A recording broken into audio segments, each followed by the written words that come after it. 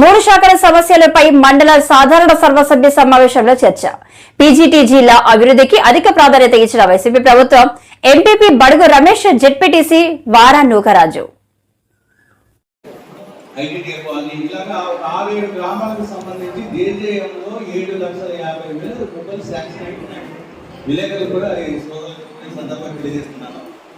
పదే పదే ఆ సమస్య ఎందుకు ఉత్పన్నం అవుతుంది అని అంటే, జేజేఎంలో ఈ మండలానికి సంబంధించి నాకు కరెక్ట్ ఐడియా లేదు కానీ మొత్తం మీద ఆకుపాటు అనేటువంటి గ్రామానికి 7,50,000, అలాగే వెలగల్పానికి సంబంధించినటువంటి దానికి 7,50,000, అలాగే ఐటీడీఏ కాలనీకి సంబంధించి 7,50,000.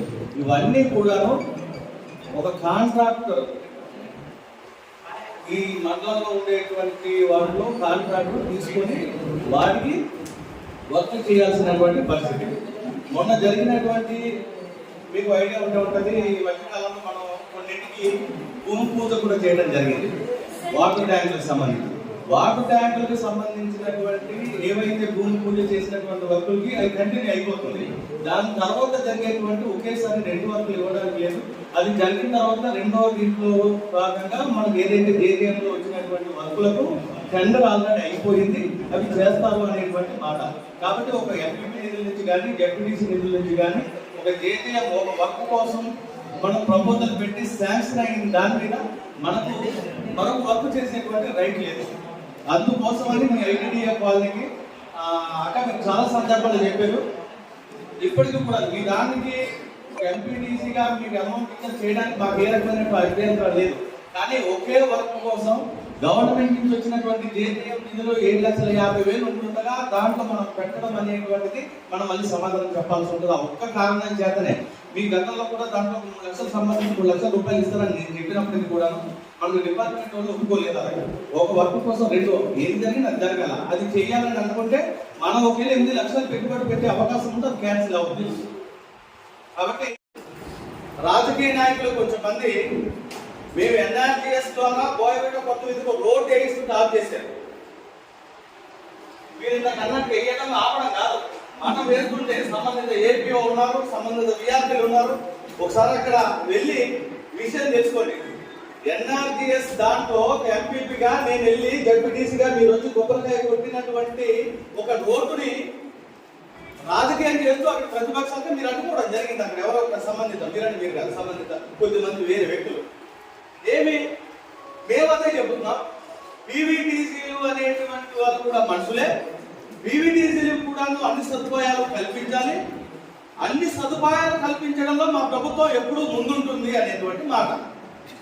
మేము మాటలు చెప్పడం కాదు, చేతల రూపేనా నేను వెళ్ళి ఆ రోడ్డు ఎన్ఆర్జీఎస్ రోడ్డు చేయించేటువంటి క్రమంలో ఎందుకు కావాల్సి వచ్చింది? ప్రతిపక్షాలు అక్కడికి వెళ్ళి ఫారెస్ట్ వాళ్ళకి పని కట్టుకుని ఫోన్ చేసి మేము వెళ్ళి కొబ్బరికాయ కొట్టినటువంటి ఊరికి ఏదైతే ఉందో ఆపడానికి ప్రయత్నం చేసేటువంటి శక్తులు మీరు ఆదరణకు వచ్చింది చేయాలి. రెండో క్రమంలో ఏదైతే మనం జరిగినటువంటి ఈ స్తంభాలు వేసేటువంటి క్రమంలో ఫారెస్ట్ డిపార్ట్మెంట్ ఆపడం జరిగింది. సంబంధిత సర్పంచ్ అక్కడ ఉండేటువంటి ఈ ప్రయత్నం మీరు చేస్తుండొచ్చు కాక అక్కడ ఉండేటువంటి ప్రజలు, బోయవుట గ్రామానికి సంబంధించినటువంటి ప్రజలు ఎవరైతే ఉన్నారో వాళ్ళు మా దగ్గరికి వచ్చారు, అన్న ఇలా జరిగిందని. ఈ సందర్భంలో మేము ఉండేటువంటి కలెక్టర్ గారు పిఏ అక్కడి నుంచి చేయడం జరిగింది. వాస్తవానికి డిఎఫ్ఓ గారితో చెప్పడం జరిగింది. అయితే మరి ముఖ్యంగా ఈ సమావేశానికి సరిపోతుందంటే ఎంపీటీసీలు అందరూ కూడా ఆత్మహత్య జరిగింది చాలా. కాబట్టి ఇక్కడ ఉండేటువంటి అధికారులందరూ కూడా ఇప్పటి వరకు జరిగినటువంటి సమస్యలు పక్కన పెడితే రాబో కాలంలో ముఖ్యంగా సీజనల్ వ్యాధులు అనేటువంటివి, అలాగే ఇప్పుడు ఎండాకాలం కాబట్టి సమ్మర్ కాబట్టి డ్రింకింగ్ వాటర్ సమస్య అనేటువంటి పంచాయతీలు ఉంది. కాబట్టి దీనికి పూర్తి స్థాయిలో సన్నద్ధం కావాలనేసి సందర్భంలో కోరుకుంటూ డిపార్ట్మెంట్ ఐటీడీపీ ముసుగులో టీడీపీ అరాచకాలు వెలుగులోకి. 400 మంది కుర్రాలని నియమించుకొని సర్వే పేరుతో ఫేక్ ప్రచారం చేయించిన చంద్రబాబు అని వైసీపీ తమ సోషల్ మీడియాలో ఒక వీడియో విడుదల చేసింది. మీకు ఎవరు మీకు పర్మిషన్ ఎవరు ఇచ్చారు ఇక్కడ రమ్మని చెప్పి వెళ్ళిపోండి వెళ్ళిపోండి చిన్న పురుషులతో మాట్లాడుతున్నారు వాళ్ళే చెప్తున్నారు బయటికి వెళ్ళండి మనం బయటికి వెళ్ళండి ఎట్లా వచ్చి బయటికి అలా సార్ వీడియో తీసుకోండి ఏమైనా తీసుకోండి బయటికి వాళ్ళకి ఏం కాలేదు ఏం కాలేదు ఏం కాదు వాళ్ళకి ఏం కాదు ఏం కాదు సార్ ఏం కాదు సార్ చెప్పండి జరిగింది ఏం కాలేదు మీరు వెళ్ళిపోండి కింద ఏం చెప్పదలుచుకుని మీరు వెళ్ళిపోండి కిందికి వెళ్ళండి మీరు వెళ్ళండి కిందికి వెళ్ళండి వెళ్ళండి సార్ కిందికి వెళ్ళండి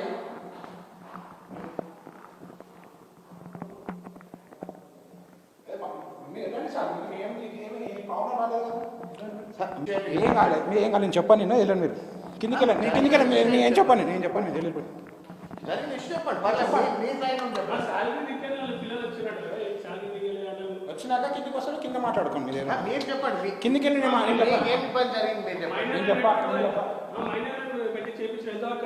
సరేదా కిందికి వెళ్ళండి వైసీపీ తెలుగుదేశం పార్టీలు కుమ్మక్కై ధన రాజకీయాలు నడిపారు. ఓట్లు కొనుగోలు చేశారు. కోట్లాది రూపాయలు ఖర్చు పెట్టారు. ప్రజలను ప్రలోభాలకు గురి చేశారు. పట్టపగలు బహిరంగంగా డబ్బు పంచారు. ఎన్నికల రోజు బూతుల వద్ద కూడా డబ్బు పంచారు. ప్రభుత్వ యంత్రాంగం ప్రేక్షక పాత్ర వహించింది అని సిపిఎం నేతలు అన్నారు. విజయవాడ సెంట్రల్ నియోజకవర్గంలో సహకరించినటువంటి ఓటర్లకి కార్యకర్తలకి సిపిఎం పార్టీ తరఫున ధన్యవాదాలు తెలియజేస్తున్నాను. ఒకవైపున తెలుగుదేశం వైసీపీ రెండు రోజు తన్నుకుంటా ఉన్నాయి, ఘర్షణ పడుతున్నాయి. కానీ ఎన్నికల ముందు మాత్రం డబ్బు పంపిణీలో రెండు పార్టీలు కొమ్మక్కైపోయింది. నువ్వు పంచుకో, నేను పంచుకో, మన ఇద్దరం ఘర్షణ పడద్దు, మళ్ళీ ఇద్దరం డబ్బు కూడా పెంచొద్దు అని ఒక రకంగా కుమ్మక్క రాజకీయాలు నడిపారు. ఎవరు అంతకుముందు రాత్రిపూట పంచేవాడు, ఇప్పుడు పట్టపగలే పనిచేస్తారు. అధికార యంత్రాంగం కళ్ళు మూసుకుని ఉంది. వీళ్ళు మాత్రం రోజు ఫిర్యాదుల మీద ఫిర్యాదులు చేసుకున్న వాళ్ళు డబ్బు పంపిణీ మాత్రం అంతా సవ్యంగా సాఫీగా తగాదాలు లేకుండా ఇద్దరు కుమ్మక్క అయిపోయారు. అంటే ధన రాజకీయాల్లో ఈ రెండు పార్టీల నాయకులు కూడా ప్రజల్ని ప్రలోభ పెట్టడంలో, ప్రజల్ని భ్రమల్లో పెట్టడంలో వారందరూ కూడా ఒకటే దారి. అయినా సరే ఎంతోమంది ఓటర్లు వాటిని కూడా ఎదుర్కొని మాకు ఓట్లు వేశారు, వారికి ధన్యవాదాలు. కానీ రాబోయే కాలంలో ఈ ధన రాజకీయాలు ప్రభావం ప్రజల మీద, ఎవరు గవర్నమెంట్లోకి వచ్చినా ప్రజల మీద పన్నుల భారాలు, అవినీతి భారం, ఇవన్నీ కూడా చాలా ప్రమాదాలు ముందుకు రాబోతాయి. ఎన్నికల్లో మాత్రం హామీలు గుర్తించారు, ఇవాళ ప్రజలు అనేక ఇబ్బందులు ఎదుర్కొంటున్నారు. నిన్నటి వరకు మీకు అమ్మఒడి, విద్యాదీవెన, ఇంకా రకరకాలైన పథకాల్లో ఉన్నటువంటి డబ్బంతా ఎన్నికలైన మరుసటి రోజే వేస్తూ ఉన్నారు. కానీ ఇప్పుడు మాత్రం ఆ డబ్బు మొత్తాన్ని అప్పులు తీసుకొచ్చి కాంట్రాక్టులకు ఇద్దామా, వాళ్ళ పెద్ద మనుషులకి కట్టుబడదామా అని చూస్తున్నారు. ఓట్లకు డబ్బులు పంచడానికి మాత్రం డబ్బు ఉందంట, పథకాలకు ఇవ్వడానికి మాత్రం డబ్బు లేదంట. దానికి తోడు వేసవి మంచినీటి సమస్య తీవ్రంగా ఉంది, దాన్ని పట్టించుకోవట్లా. ఈ రకంగా పాలకులు కానీ, ప్రభుత్వాలు కానీ, నేతలు కానీ గాలి కుదిలేస్తున్నారు. సిపిఎం ఎన్నికల ముందు, ఎన్నికల తర్వాత కూడా నిత్యం ప్రజలకు అందుబాటులో ఉంటాం, ప్రజా సమస్యల మీద స్పందిస్తాం. దానికి తోడు రేపు ప్రజల్లో కూడా మరింత చైతన్యం పెంచి ఈ ధన రాజకీయాలని, కుల రాజకీయాలని ఎదుర్కోవటం కోసం ప్రజలు కూడా మరింత చైతన్యంతో ముందుకు రావాల్సిన అవసరం ఉంది. మా ప్రజాసేవ, మా ప్రజా పోరాటం, ప్రజలకు అందుబాటులో ఉండే కార్యక్రమాలు ఎన్నికల ముందు ఎలా ఉన్నాయో ఎన్నికల తదనంతరం కూడా కొనసాగుతాయి. కానీ అన్ని వర్గాల ప్రజలు కూడా చైతన్యం పెంచుకుని ధన రాజకీయాలను ఎదుర్కోవడానికి ముందుకు రాబోతే ప్రజలకే ముప్పు ఏర్పడుతుంది, ప్రజాస్వామ్యానికే ముప్పు ఏర్పడుతుంది. ఈ విషయాలు కూడా ప్రజలు గమనించాలని కోరుకుంటూ సహకరించిన ప్రతి ఒక్కరికి ధన్యవాదాలు, అభినందనలు తెలియజేస్తాను. Welcome to A9 TV channel. ముందుగా బులెటిన్లోని హెడ్లైన్స్ చూద్దాం. తెలుగు దర్శాసురుల పార్టీ, తెలుగు టెర్రరిస్టుల పార్టీగా టీడీపీ ఓటమిని జీర్ణించుకోలేకే దాడులకు తెగబడుతున్నారు. మహిళలపై చంద్రబాబు ఉన్మాద రాజకీయాన్ని ప్రజాస్వామ్యవాదులు ఖండించాలి అని లక్ష్మీపార్వతి అన్నారు. అయిన దగ్గర నుంచి వీళ్ళ అకృత్యాలు చూస్తున్నాము. వేల కోట్లు తిని మరి ప్రజలకు ద్రోహం చేసినటువంటి చంద్రబాబు నాయుడిని ఏసీబీ కోర్టు శిక్ష విధించి జైల్లో పెడితే మళ్ళీ అతన్ని విడిపించడం కోసం ఈమె రాయబారాలు లొకేషన్ వెంట పెట్టుకొని వెళ్ళి అక్కడ ఢిల్లీలో బీజేపీ పెద్దలతో ఏమి బేరసారాలు ఆడారో అవి కూడా బయటకు వస్తాయి. దేనికి వాళ్ళు లొంగిపోయారనేది అది కూడా త్వరలోనే తేలుతుంది. వాళ్ళతో బేరసారాలు ఆడి ఒప్పించి అతనికి బెయిల్ ఇప్పించి మరీ కూడా అటువంటి అవినీతి పరుణ్ణి మళ్ళీ రాష్ట్రంలో ఎలక్షన్ టైంలో తీసుకొచ్చి అదేవిధంగా ఈమె కూడా సొంత బీజేపీ పార్టీకి వెన్నుపోటు పొడిచి బీజేపీలో ఉండేటువంటి అసలైన పెద్దలందరూ కూడా ఒరిజినల్ బీజేపీ నాయకులందరినీ కూడా పక్కకు దోసి డిఫాల్టర్స్ అంటే బ్యాంకు దోపిడీగాళ్ళు, స్మగ్లర్లు, తర్వాత కంపెనీలు ఫోర్జరీ సంతకాలతో మోసం చేసినటువంటి వాళ్ళు, వేల కోట్లు గాజేసిన సీఎం రమేష్, తర్వాత సుజనా చౌదరి, ఇలాంటి వాళ్ళందరినీ తీసుకొచ్చి సీట్లు ఇప్పించి ఏమిటి అసలు ఈ దరిద్రపు రాజకీయం ఏంటి? పురంధరేశ్వరి, నువ్వు అసలు ఎన్టీఆర్ కూతురువేనా? ఇంత నీచమైనటువంటి రాజకీయం చంద్రబాబుతో చేయగలిపి నువ్వు ఈరోజు చేసింది ఏంటి? ఆంధ్రప్రదేశ్ ఎంత ద్రోహం చేశావు? ఒక నీచుడిని, ఒక వెన్నుపోటుదాడిని, నిజంగా నీ తండ్రిని వెన్నుపోటు పొడిచాడని ఆ రోజు మరి ఒక క్యాసెట్ రిలీజ్ చేసావు కదా నీ అవసరం కోసం కాంగ్రెస్లో ఉండి. మళ్ళీ ఈరోజు మరి అదే వెన్నుపోటుదాడితో నువ్వు చేతులు కలిపి ఆంధ్రప్రదేశ్లో ఎటువంటి అకృత్యాలు, ఎటువంటి బీభత్సమైనటువంటి వాతావరణాన్ని సృష్టించావు నువ్వు. నీ కారణంగా కదా చంద్రబాబు నాయుడు లిస్ట్ ఇస్తాడు ఈ ఆఫీసర్లందరినీ మార్చమని.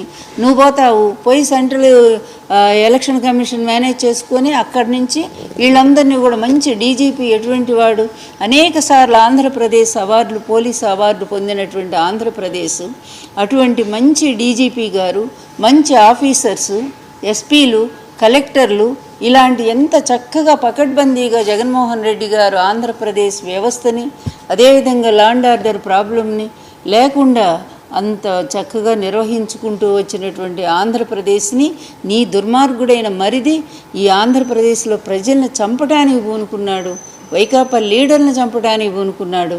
అతని హయాంలో కూడా నారాయణ రెడ్డి లాంటి వాళ్ళని ఎంతోమందిని హత్య చేయించాడు. అలాంటి హంతకుడితో చేయగలిపిన నువ్వు ఒక హంతకురాలివి కాదా?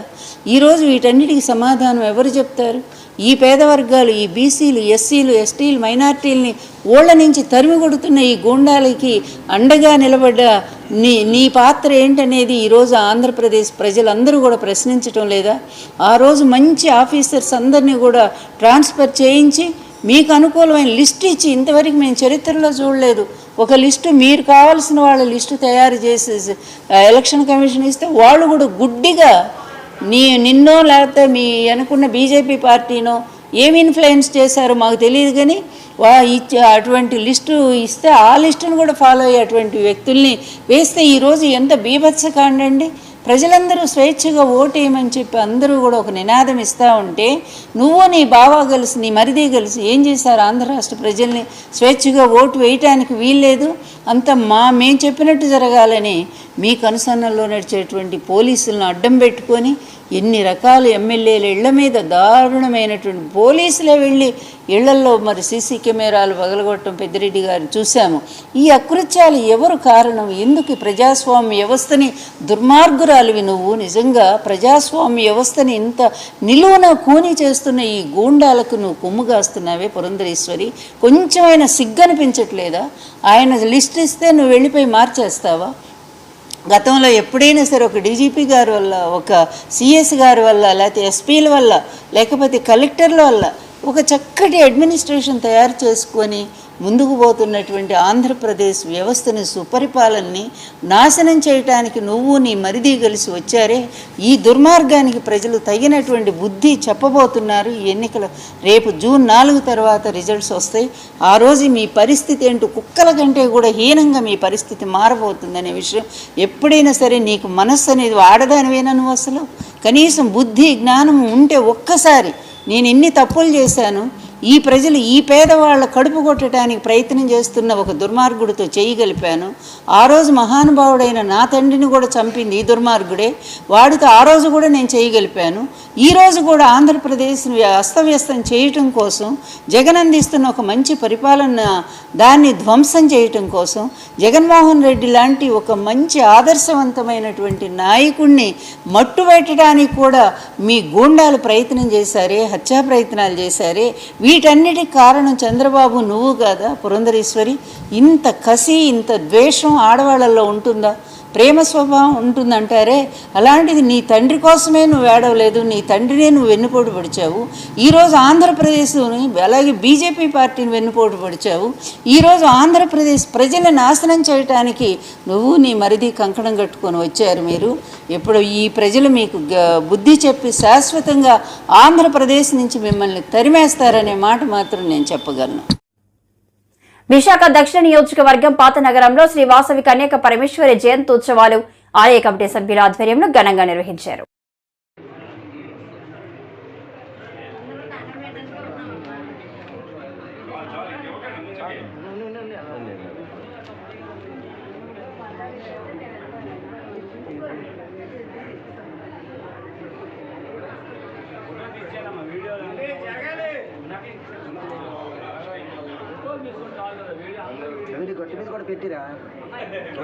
వాసవిమాత జయంతి సందర్భంగా మేము మన ఆర్య వయసుల కులదైవమైన మా వాసవిమాతకి ఆ జయంతి మాకు ఎంతో జనాలకిలోకి తెలియాలని చెప్పి ఈరోజు ఒక 1000 మంది వయసుల దాకా ఈరోజు దర్శనం చేసుకుంటున్నారు. ఇప్పటికి 1000 మంది అండి. మధ్యాహ్నం అన్నదానం చేస్తున్నామండి, మా కుంకుమార్చన చేస్తున్నామండి. ఇలాగ ఈరోజు పారాయణం కూడా జరుగుతుందండి. ఈరోజు భక్తులందరూ కలిసి ఇంకా చీరలు కూడా మనం దానం చేస్తున్నామండి, దుప్పట్లు దానం చేస్తున్నామండి, భక్తులందరికీ ప్రసాదం కూడా పెడుతున్నామండి. ఇవన్నీ జరుపుకుంటూ ఈరోజు చాలా ప్రత్యేకమైన దినం అని చెప్పి భక్తులందరినీ ఒకసారి వచ్చి దర్శించుకోవాల్సిందిగా కోరుకుంటూ సెలవు తీసుకుంటున్నానండి. మా అందరం ఇవాళ వాసవి జయంతి ఉత్సవాలు జరుపుకుంటున్నాం. ఈ గుడి 145 చరిత్ర గల గుడి అండి. మా పూర్వీకులు అందరూ కష్టపడి గుడి నిర్మించారు. మేమందరం దాన్ని సాయశక్తుల ప్రతి సంవత్సరం దినదిన అభివృద్ధి చెంది మా చైర్మన్, ప్రెసిడెంట్ గారు, సెక్రటరీ గారు, ట్రెజరర్ గారు, ఈ టెంపుల్ ఆలయ కమిటీ చాలా హెల్ప్ చేస్తున్నారు. యువతిని ముందుకు తీసుకొచ్చి అమ్మవారి గురించి, అమ్మవారి ప్రత్యేకల గురించి, ఈ గుడి గురించి ప్రతి పండగ, ప్రతి ఈవెంట్ కూడా పండగలా చేస్తున్నారు. అలాగే ఈ వాసవి జయంతి వాళ్ళ ఉదయం 4 గంటల నుంచి అమ్మవారికి పంచామృత అభిషేకాలు చేశాము. తర్వాత ప్రత్యేక పూజలు జరుగుతున్నాయి, కుంకుమార్చన జరుగుతుంది. ఇవాళ దుప్పట్లు దానం చేస్తున్నాము. అమ్మవారి 108 రకాలతో వివిధ సారి పెట్టాము. ఆ సారి అందరు భక్తులకి మళ్ళీ పంచుతామండి. ఇది ప్రతి సంవత్సరం 145 ఏళ్ళ నుంచి జరుగుతుందండి. ఈ చాలా ప్రత్యేకత ఉందండి అమ్మవారికి. ఇలాగ మా ప్రెసిడెంట్, సెక్రటరీ, ట్రెజరర్ గారు అందరికీ అవకాశం ఇస్తున్నారు. ప్రతి పండగ ఒక్కొక్క చైర్మన్ వచ్చి ఆ చైర్మన్తో చేయిస్తున్నారు. థ్యాంక్ యూ దినకర్ గారు, సుగ్గు శివ గారు అండ్ రామకృష్ణ గారు. ఇలాగా అందరినీ చేర్చుకుంటూ ఈ గుడి నిర్మాణం మళ్ళీ, ఎందుకంటే రోడ్ వైడనింగ్ అయిందండి, అలా అందరం చేతులేసి ఈ గుడిని బాగా డెవలప్ చేయాలి. మొత్తం వైజాగ్ అంతా మన వాసవి అమ్మవారి ఆ కులదైవం ఆర్యవేశులు అందరికీ తెలియాలని బాగా చేస్తున్నామండి. జై వాసవి అండి. శివకుమార్ అండి. ఈ కోవిల్కి నేను ట్రెజరర్గా వ్యవహరిస్తున్నాను. 2022-24 సంవత్సరానికి మా ప్రెసిడెంట్ గారు దినకర్ గారు, మా సెక్రటరీ గారు గ్రంథి రామకృష్ణారావు గారు, అలాగే ఇది 1052వ జయంతి అండి. ఇది గుడి కట్టి 147 సంవత్సరాలు అయింది. దీనికి చైర్మన్లుగా కడింశెట్టి నవీన్ గారు, గోగుల్ సువర్ణకుమార్ గారు, బాదం దినేష్ గారు వ్యవహరిస్తున్నారండి. ఈ కార్యక్రమం ఇంత భారీగా, ఇంకా దిగ్విజయంగా జరిగిందంటే కారణం ఆ ముగ్గురు చైర్మన్లు, మా కమిటీ తరపు నుంచి బాగా చేస్తున్నామండి. అలాగే 102 మంది మహిళల చేత, ఎందుకంటే 102 గోత్రాలండి, 102 మహిళల చేత సామూహిక కుంకుమ పూజలు కూడా చేయిస్తున్నాము. అలాగే మధ్యాహ్నం సుమారు 400 మందికి నారాయణ సేవ కూడా చేస్తున్నామండి. ఆ నారాయణ సేవలో వచ్చిన వాళ్ళందరికీ కూడా దుప్పట్లు ఇస్తున్నారు. అలాగే లలితాపారాయణం మా కోవిల్లో నిత్యం జరుగుతుందండి. ఆ లలితాపారాయణం సభ్యులకు కూడా చీరలు ఇచ్చి సత్కరిస్తున్నామండి. అలాగే ఈ కార్యక్రమాలే కాకుండా 102 సారీలతో అమ్మవారికి దిగ్విజయ యాత్ర, శోభయాత్ర కూడా చేసామండి. ప్రతి ఒక్కరూ కూడా భక్తులందరూ వచ్చి ఆ కార్యక్రమాన్ని వీక్షించి ఆ అమ్మవారి తీర్థప్రసాదాలు తీసుకొని అమ్మవారి కృపకు పాత్రలవుతారని కోరుతున్నాను. జై వాసవి అండి. 22-24 సంవత్సరానికి నా పేరు ఆర్సిటి దినకర్ అండి, ప్రెసిడెంట్గా చేస్తున్నామండి. ఈరోజు అమ్మవారి జయంతి 147 సంవత్సరాల చరిత్ర గల గుడి అండి. ఈరోజు ఉదయం నుంచి క్షీరాభిషేకం చేసామండి. ఇప్పుడేమో లలితా పారాయణం, పసుపు కుంకుమంతో పూజలు అవుతున్నాయండి. తర్వాత నారాయణ సేవ అండి. తర్వాత అమ్మవారి అందరికీ భక్తులకి ఇప్పుడు నారాయణ సేవ అయిన తర్వాత దుప్పట్లు పంచుతామండి. తర్వాత భక్తులకి అందరికీ తీర్థప్రసాదాలు, మహాప్రసాదం అందజేయబడుతుంది. ఇది 147 సంవత్సరాల చరిత్ర కలదు కాబట్టి అమ్మ మహిమ కలది. అందరూ ఈరోజు వచ్చి భక్తులందరూ దయచేసి అమ్మవారు దర్శించుకోవాల్సిందని కోరుకుంటున్నానండి. జై వాసవి అండి.